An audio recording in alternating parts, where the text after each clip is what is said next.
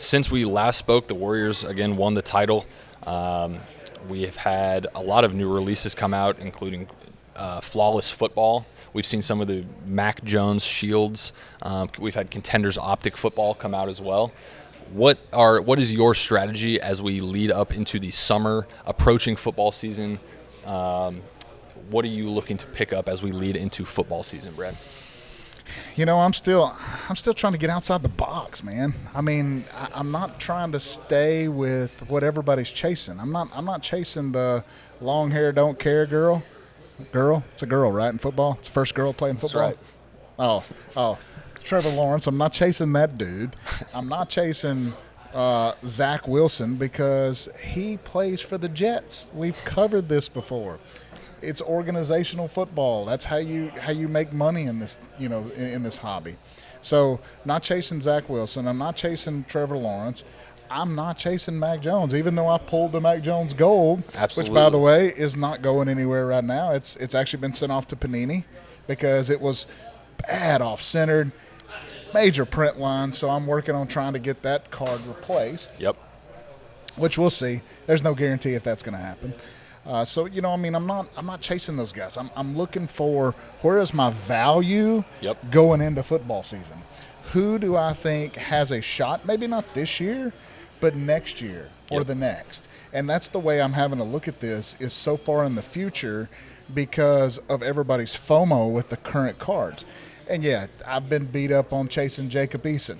And so this year is going to be the tail. Let's see whether or not if he gets that job because it's up in the air between him, Drew Lock, and Geno Smith. Absolutely. And so if he don't win it this year, y'all go ahead and beat me up. But as of right now, I am sticking to the guns of that, and I've picked up some really nice Kyle Trask cards. I picked up the gold vinyl. Yep. And then I'm looking for the NT Shield. When it comes to auction, I'm gonna buy it.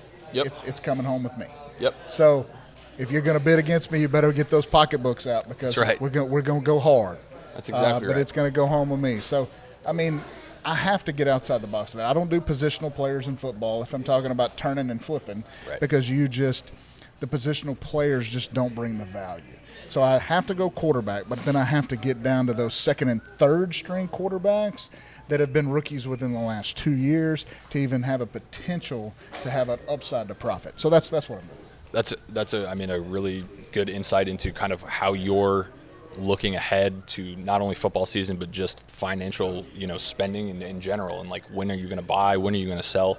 I think one really important piece of information you shared just now is that you are down on Jacob Eason and are willing to admit it, but are not giving up. And I think a lot of people are so quick to give up the first downtick in the market or the first piece of negative that first negative headline that comes out. They're like, oh shit, I gotta cut bait right now. Correct. You know what I mean? That's usually what happens. And sure, I think it obviously your financials play a lot into that, but it's if you're really making an investment, you have to weather the storm a little bit. You know what I mean? There's going to be upturns and downturns, things like that. There's a Jacob Eason that's on eBay right now. It's 5 of 5. It's the gold vinyl. It's a PSA 9. I already reached out to the guy because I'm going to buy it. Right, and it's dollar cost averaging. Yeah, at that I'm just point. putting that thing up. Right, and that's taking that risk and that flyer. Absolutely. The risk for me. So if I go and I spend, let's just say I spend $2,000 on the Jacob Eason card. Okay, if he doesn't pan out and he's not the starter and he stays as a backup, I can turn around and still sell that card for $1,000. Right. Okay. So let's take the same scenario. You got Trevor Lawrence.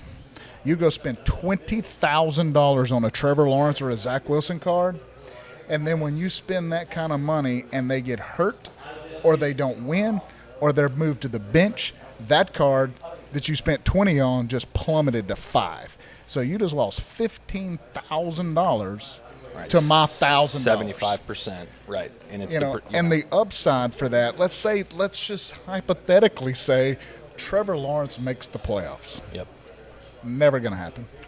It's not going to happen with the Jaguars. Mark my word. But let's say the stars align and he makes the playoffs. You paid $20,000 for the card. Let's just say it gets an uptick of 10 or 15%. You've had to hold that thing in hopes that he make the playoff to make $2,000. Right.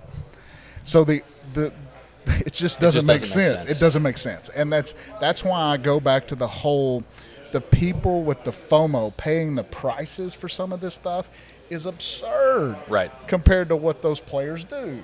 So you've got to get outside the box and think outside the box, and you know, some like that, some don't. Some wants to stay the course. 100%. It's like I guess the difference in buying Bitcoin and Ethereum versus buying Shiba.